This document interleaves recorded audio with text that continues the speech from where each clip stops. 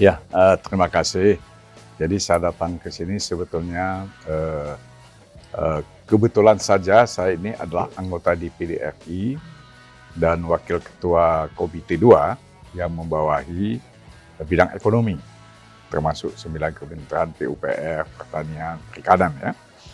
Tapi pada saat yang sama saya juga ke sini ini hadir memenuhi undangan teman-teman saya yang dari KAHMI atau alumni KAHMI, alumni HMI, yang tadi malam mengadakan satu rakor di Hotel Santika. Jadi Santika ini melakukan pertemuan dengan seluruh KAHMI di seluruh Sulawesi Selatan. Tadi malam alhamdulillah semua hadir dan kita diskusi tadi malam untuk menyongsong adanya Munas KAHMI yang akan dilakukan pada 26 November di Palu yang dibuka oleh Presiden nanti. Jadi itu yang saya datang ke sini. Nah, kalau sekarang saya ketemu di sini, ya karena kebetulan saya masuk salah satu calon yang akan nanti dipilih, kita nggak tahu dari sekian calon untuk menjadi presidium dari Majelis Nasional KAHMI. Tadi malam juga kita lakukan itu, kita diskusi, kita menyampaikan visi dan misi. Nah, barusan juga, alhamdulillah terima kasih diundang oleh Harian Fajar. Saat itu telah menyampaikan secara singkat visi dan misi. Itu yang menjadi tujuan kita. Ya, jadi memang menurut saya benar kata pepatah kan, tidak ada yang abadi, semua harus ada perubahan. Dan perubahan itulah kemajuan. Ya. Karena itu kita berharap Munas KAHMI nanti melakukan perubahan. Perubahan dalam artian peningkatan. Ya. Artinya teman-teman kita, baik KAHMI maupun HMI, itu kita mempunyai buku panduan dalam hidup kita sebagai organisasi. Kadang-kadang disebut NDP, Nilai Dasar Perjuangan, atau kadang-kadang disebut juga HMI Logi. Ya.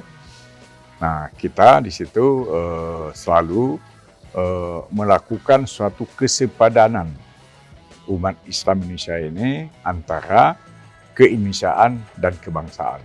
Nah, dua ini dipadukan karena bagi HMI dua-dua ini merupakan sesuatu yang kita yakini dan kita harus perjuangkan dari waktu ke waktu, yaitu keindonesiaan dan kebangsaan. Nah, oleh karena itu menjadi harapan dan landasan perjuangan kita, maka KAHMI yang menghimpun ribuan profesor dan doktor dari seluruh tanah air, dan mereka ini adalah orang-orang yang tidak bisa jadi anggota KAHMI kecuali dia sudah menyelesaikan minimal S1.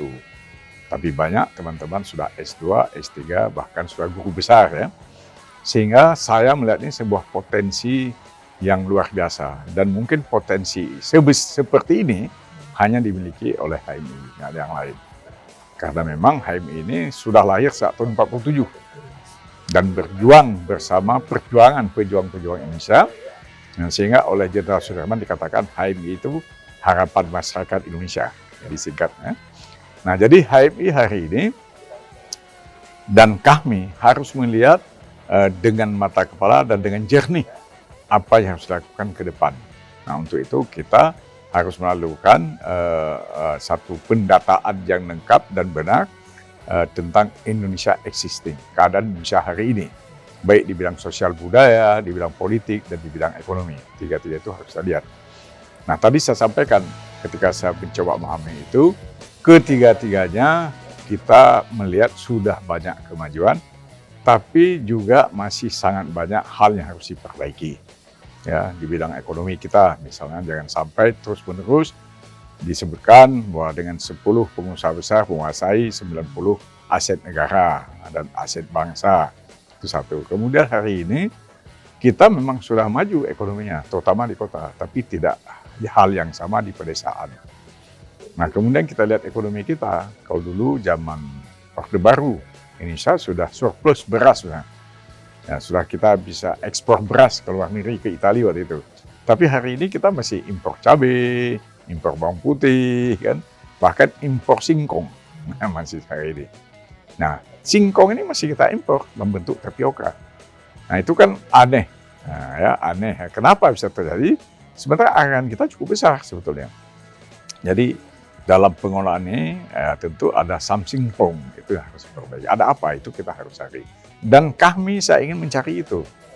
Nah, ketika kami menemukan itu, kami harus melakukan upaya memperbaiki itu, ya kan? Nah, contoh lain lagi, misalnya sekarang pemerintah udah bagus, ada menyiapkan dana ke KUR sekitar 270 triliun. Nah, kalau dibagi 34 provinsi, rata-rata hampir mendapat sekitar 7T gitu kan. Tetapi hari ini kalau kita lihat di desa, ada berapa orang yang terima uang KUR itu. Kalau saya datang ke desa-desa, saya kan keliling supaya di PDK itu. Semua geleng-geleng, nggak dapat. Tapi katanya udah di-drop semua, sudah digelontori semua. Ini di mana? Kenapa? Ya kan? Nah, jadi itu yang kita lakukan. Di bidang ekonomi, di bidang politik, begitu juga. Bidang politik misalnya sekarang ini, katanya dengan one man one vote kita membangun sebuah sistem demokrasi yang paling baik. Ternyata hari ini kan tidak baik-baik saja, ya kan? Misalnya kualitas orang-orang terpilih tidak selamanya betul-betul mumpuni, gitu kan? Karena banyak juga yang terpilih itu bukan karena dia kata orang, bukan karena kualitas, tapi karena isi tas. Ya. Ini kan hal yang harus diperbaiki ke depan.